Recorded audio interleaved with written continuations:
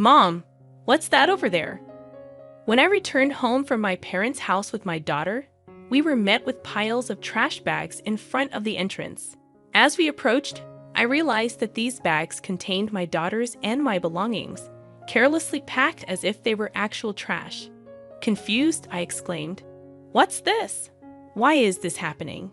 My daughter tearfully pulled out her beloved stuffed animal from one of the bags and hugged it tightly. Frustrated, I marched towards the entrance, only to find that the locks had been changed while we were out. It became apparent that my mother-in-law and sister-in-law were behind this. Ringing the doorbell and knocking several times yielded no response. "What is this? Isn't it terrible?" I muttered. Upon closer inspection, one of the trash bags had a note that read, "Parasites disappear, never come back." A surge of anger welled up within me, and I couldn't help but express my frustration aloud. "The real parasites are you," I muttered. This was the worst treatment I had ever received from my in-laws in 15 years. Not only me, but making my daughter feel this way too was unbearable. My patience exhausted, boiling with anger, I loaded our belongings into the car, and we returned to my parents' house. "I will never come back to this house again," I declared. "I'm looking forward to seeing what happens to the parasites when their host is gone." My name is Sarah. I am currently 43 years old. I live with my husband, daughter, and my husband's mother and sister. I can't say we live happily. I work from home, but this house is never peaceful. The issue lies with my mother-in-law and sister-in-law, Diane. They have disliked and ignored me for over 10 years. As my daughter, Tracy, grew up, it bothered me less and less. I mainly work as a personal consultant. I started as a fortune teller, but as my blog became popular, I began receiving more consultations on attracting customers, leading to my current job. I met my husband, Kent, through a friend's introduction when I was training to be a fortune teller. I work in sales at a pharmaceutical company, and I also do affiliate marketing as a side job, which is finally starting to take off. Kent gave me enthusiastic advice on attracting customers when I expressed my struggles with fortune telling. Attracted by his kindness, we started dating and got married a year later. At that time, our income wasn't great, but Kent always supported me. I'm so glad I married Kent. I truly felt this way. Living with my in-laws began about a year after I got married. It started when my father-in-law, who had been healthy until then, suddenly passed away. My mother-in-law felt insecure about the future and asked my husband to live with us. We agreed to live together in exchange for her taking care of the household chores. Initially, my mother-in-law welcomed our living together and was happy. I hoped we would get along well, but I was mistaken. 2 months later, she began completely ignoring me, perhaps dissatisfied with me not helping with the housework. Soon, my sister-in-law, Diane, also started ignoring me. I didn't mind being ignored, but the challenging aspect with my mother-in-law was her tendency to involve others. Not only did Diane, my sister-in-law, hear about it, but even neighbors and relatives were informed that my daughter-in-law stays at home, but says she's working, leaving all the housework to me. If I say even a little, she talks back 100-fold, so I just ignore her. To make matters worse, my mother-in-law would suggest to others, "You better not talk to her too. It'll be troublesome." As a result, people around the in-laws' house began giving me only tepid responses to my greetings. I felt isolated, and it became very difficult. Despite my pleas to stop spreading strange rumors, my words were completely ignored. Although my mother-in-law's attitude softened slightly when my daughter Tracy was born 2 years after we started living together, her overall stance towards me hardly changed. However, she was very fond of Tracy, and having her help with household chores and childcare was a huge relief as my work became busier. Around the same time, my husband Kent's side business started to struggle, and he seemed unable to adapt to changes in the affiliate marketing market. He approached me saying, "Sarah, can you increase your contribution to the monthly expenses a bit?" I agreed, expressing that my consultations were increasing, and the new methods I implemented were working well. Despite my willingness to collaborate on ways to boost his sales, Kent insisted on handling it independently, saying, "I think I'll try it on my own. I'm really sorry." From the beginning of our marriage, we had agreed that Kent would manage the household finances. Initially, my income was low, so he allowed me to contribute more when my sales increased. I transferred money to Kent based on my monthly earnings, and he provided a fixed amount for living expenses in cash. Initially, I could only contribute $100, but now I could transfer up to $1,000, though not every month. I could contribute more if I dipped into savings. I knew Kent was struggling with his side business, but his pride prevented him from consulting me. He began spending more time at cafes after work, returning home later and later. When Tracy was about 5, Diane got married and moved out. Since she lived nearby, she often brought her son Ricky to our house during the day. When Ricky turned 1, Diane expressed her intention to start a part-time job. My mother-in-law gladly offered to take care of him until the evening. Diane was appreciative, saying, "Thank you, I'm so happy." However, as my mother-in-law began caring for Ricky at home, she became very fond of her grandson and started being cold towards Tracy. When they fought, my mother-in-law would scold Tracy, comparing her unfavorably to Ricky. Over time, Tracy started playing near me and began to dislike my mother-in-law's behavior. I spoke up, saying, "Talk to your mother. Tracy and Ricky are both her grandchildren. She should treat them the same. Tracy is already a big sister in elementary school."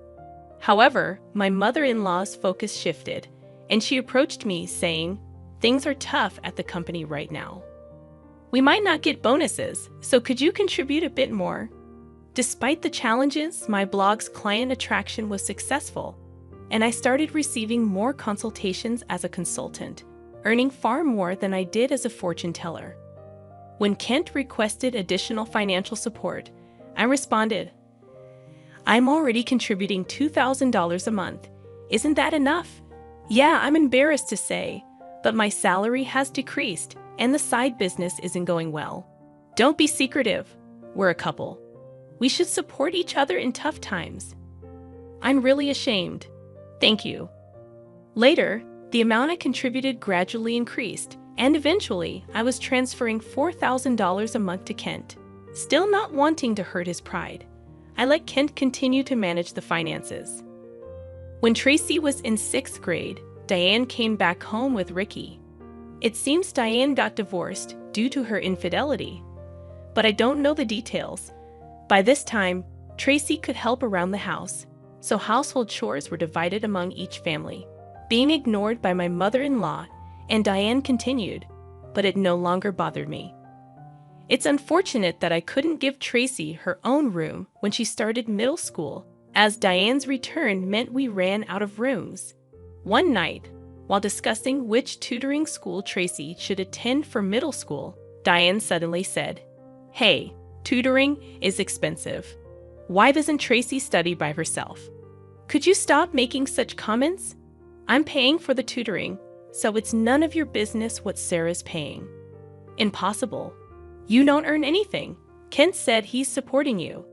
You're just a leech, aren't you? Haha, you married him because he has money, right?" "Exactly. Kent told me not to speak ill of Sarah, who can turn, but that's just shameless." My mind was filled with questions. What does this mean?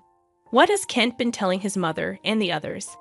Kent is the one supporting this house financially. It's about time we put an end to the parasite's lifestyle. I feel bad for Tracy, but if we pay for her tutoring, we won't be able to pay my compensation. Not be able to pay? Are you saying our house is paying for your compensation, Diane? Kent said he would pay for it. You should spend your money on Ricky. I began to understand the deception and felt my anger rising. My husband had always managed our household finances, and my mother-in-law had taken care of the household chores and childcare until Tracy grew up. So I thought they knew I was also contributing to the household expenses. Is Kent bearing all the expenses of this house, including your living expenses and the compensation Diane is supposed to pay? Be quiet. It's only natural for a family. You're the only outsider here, not related by blood, and yet you act as if living here is your right. It really makes me angry. I contribute money too. Don't talk back. What you contribute is barely enough for your own food expenses. You hardly have any income, and yet you're so arrogant. I could feel my body trembling with anger. I could see Tracy on the side, looking like she might cry. I knew Kent had a lot of pride, but I never thought it would be this bad. Certainly, in the beginning, Kent was paying for the living expenses and pocket money for my mother-in-law and Diane. But I had started contributing as well, and now we were living on my income. I needed to talk to Kent properly. Around midnight, Kent came home. He was drunk and seemed cheerful. "Can we talk? I didn't know you weren't getting any money from your mother or Diane. They said you're covering all the expenses of this house." About that. My bad. It's a matter of pride as a man, you know. When we started living together, I was paying for everything. There wasn't a right moment to say you were also paying, and in front of the family, let me be the eldest son a little, please. Kent, with a light-hearted tone like in a comedy sketch, put his hands together. "Oh, that's right. I'm going to Conan this Saturday. I'll be gone for a week. Take care." "Conan? Why?" "I got invited to a seminar in Conan by a friend I'm doing a side business with. I'm going to make it a success, so cheer for me, Sarah." "Well, I'm off to sleep. See you tomorrow." My husband lay down on the mat in a cheerful mood and soon started snoring. My anger wouldn't subside, but recently, with Kent coming home late, we hadn't talked much, and I had no idea about this. I thought he was joking while drunk, but on the weekend, Kent really left with a large suitcase. During Kent's absence, I had the freedom to use the car, so I decided to take Tracy back to my parents' house. The next day, a shocking event awaited us. "Mom, what is that?" When Tracy and I returned from my parents' house, there were piles of trash bags in front of the entrance. Upon closer inspection, these bags contained mine and Tracy's belongings, carelessly packed just like real trash. "What is this? Why is this happening?" "I don't understand." Tracy, crying, pulled out her beloved stuffed animal from the bag and hugged it. Furious, I headed towards the entrance. "Huh? Has the lock changed?" It seemed that the locks had been changed while we were out. This must be the work of my mother-in-law and sister-in-law, Diane. I rang the doorbell and knocked several times, but no one came out. What is this? Isn't it terrible? Upon closer inspection, one of the trash bags had a note saying, "Parasites disappear, never come back." I felt a surge of anger from the bottom of my heart. The real parasites are you. I couldn't help but let out a swear word. This was the worst treatment I had ever received from my in-laws in 15 years. Not just me, but making my daughter feel this way too. I finally lost my patience with boiling anger.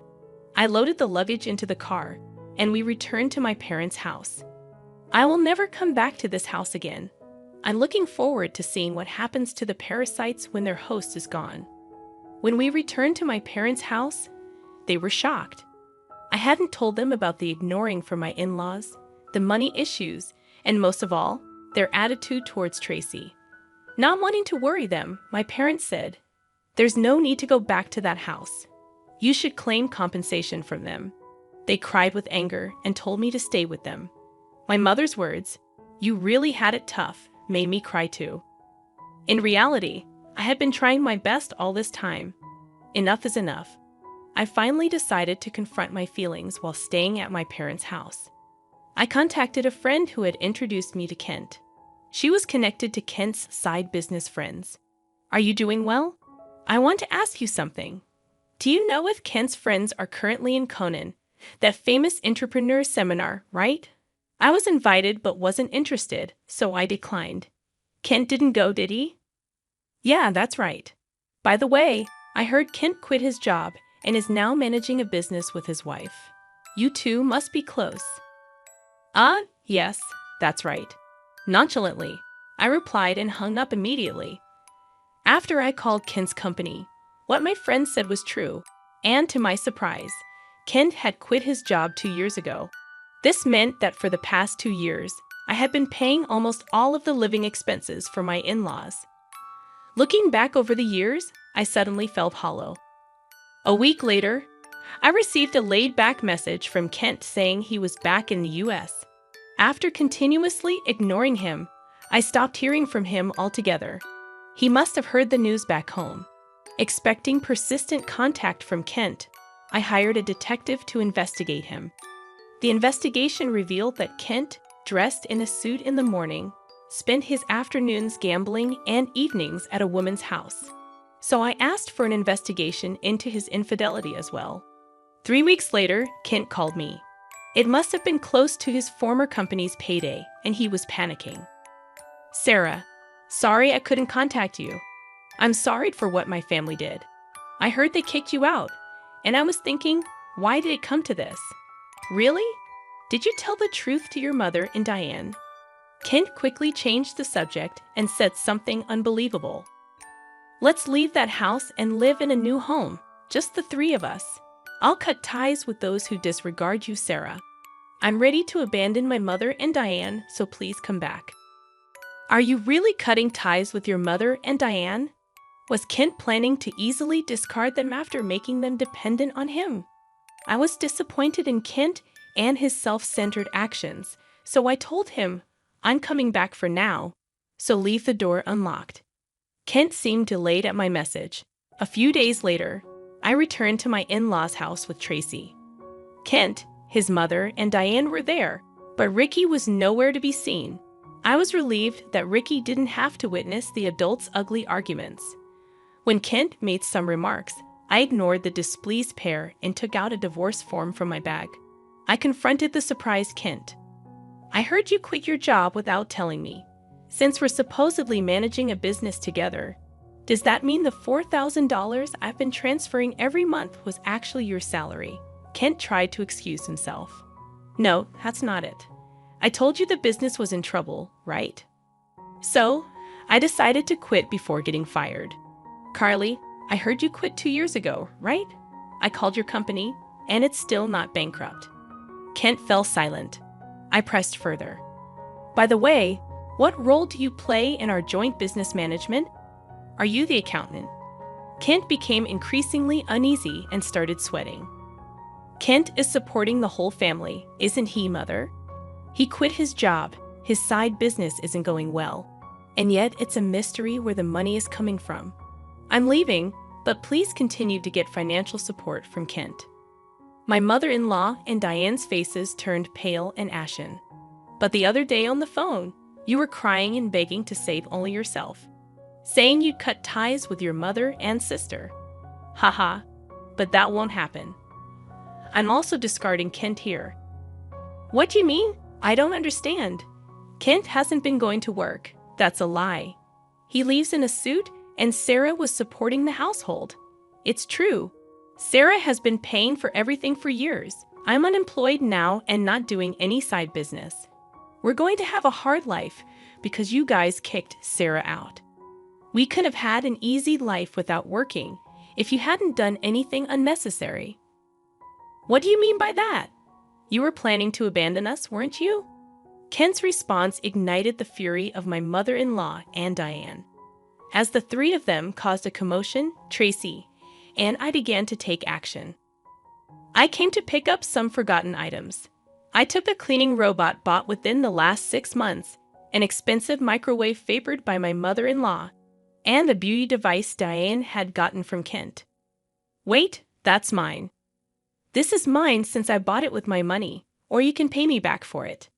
Diane fell silent at my words. Then I searched for and gathered my belongings from their rooms. The belongings they had put out did not include my expensive brand bags and accessories.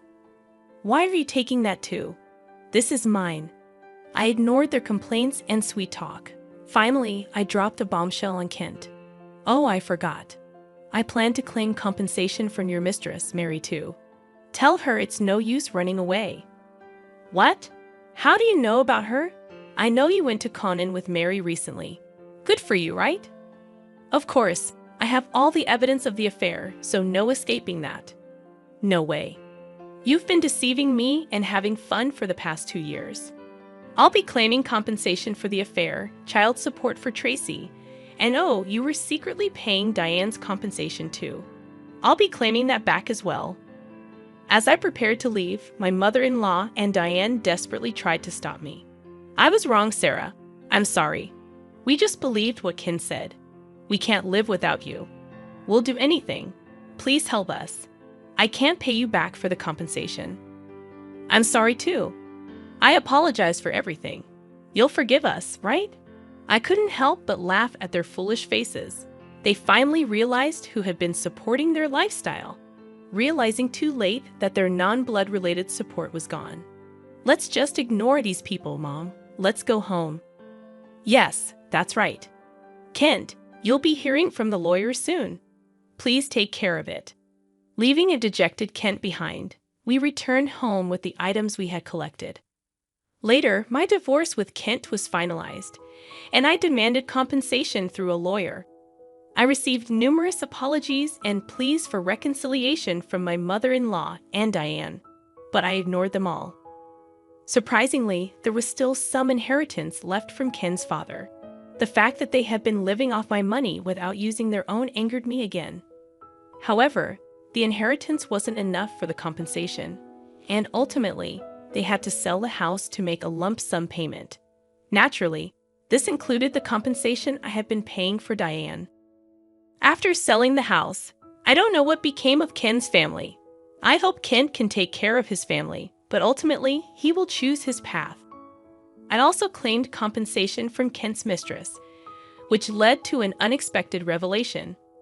Through the lawyer, I informed her that Kent was unemployed, and I had been supporting the family. Kent had deceived her, claiming he was an entrepreneur with a successful business. In the end, they broke up after an argument. Tracy and I moved to an apartment, and I was able to give her the room she had longed for. I don't think my 15 years were wasted, but sometimes I wonder if I should have made a decision when I started being ignored. Now, I feel happy that my home is a peaceful place.